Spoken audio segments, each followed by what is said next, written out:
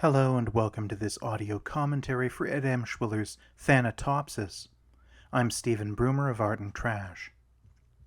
As the title plays, we hear a heartbeat and see a skipping light like the one found on an electrocardiogram. Emshwiller's title speaks to the Todestriebe, the death drive in Freudian theory, the instinct to destruction that serves as the cause for our coming into being.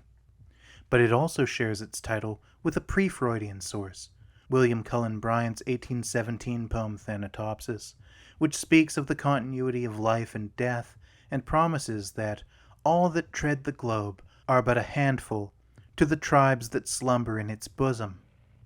It's a nice reprisal to the impossible claim that the living outnumber the dead, a claim that could only be fostered amidst the wild growth and population knowledge of the 20th century's global village. Emshwiller pictures one among the many who still tread the globe, a man seated with stoic face and downcast eyes.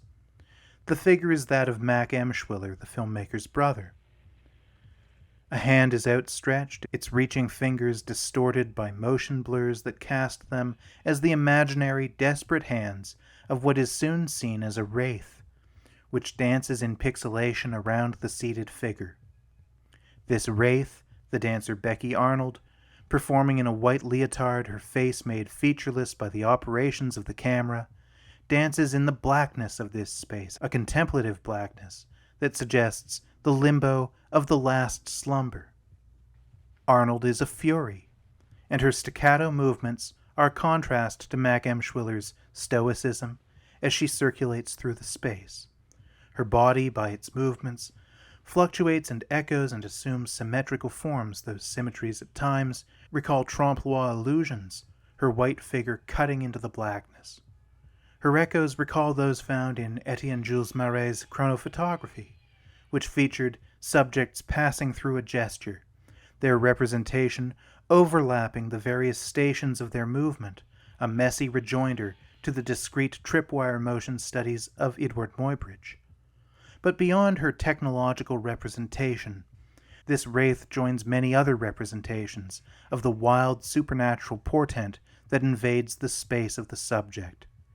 She is an oppressive presence like the impish incubus of Henry Fuseli's painting The Nightmare, or like Edgar Allan Poe's prophetic raven. From nightmares to nevermores, these are omens of the afterlife, and she is no different. Like so many of the figures in Emshwiller's other cine-dance films, the wraith is a symbol that develops through the dynamic vitality of modern dance. It is he who is suspended in a stillness resembling death. This creature is ambiguous in her animation, and like Freud's oppositional drives, in her grace and her symbolism, sex and death are twinned forces.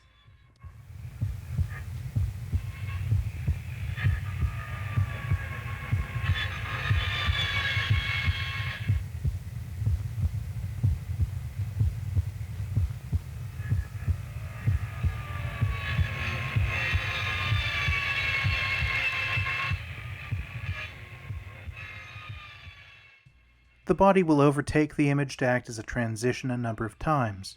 The vibrating white of the dancer consumes the image and changes its polarities. The room is now white, and Arnold wears a black leotard. You'd be forgiven if you thought the surrounding image had changed from positive to negative. For all of the film's elaborate compositing, Becky Arnold is rendered in photopositive in both parts of the sequence. Mac Emshwiller remains seated and stoic, but soon, as Arnold's black leotard overtakes the image, a figure, an ambiguous figure, perhaps him, is followed into that darkness.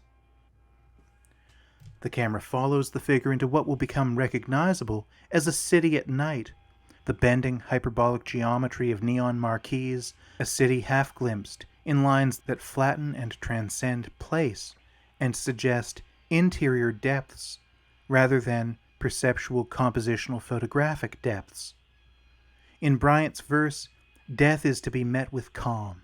Approach thy grave like one who wraps the drapery of his couch about him and lies down to pleasant dreams. It is hard not to imagine in this long night of streaking lights a profound agitation, As a film with a title that suggests the veil between life and death, it is telling that it returns from this dynamic journey to the conflict of the dancer and the seated figure in a series of quick cuts that return to the eye and face of Mac Emshwiller, static, unmoved. Against this, Becky Arnold's wraith, life force, and death drive embodied, is eternally dynamic,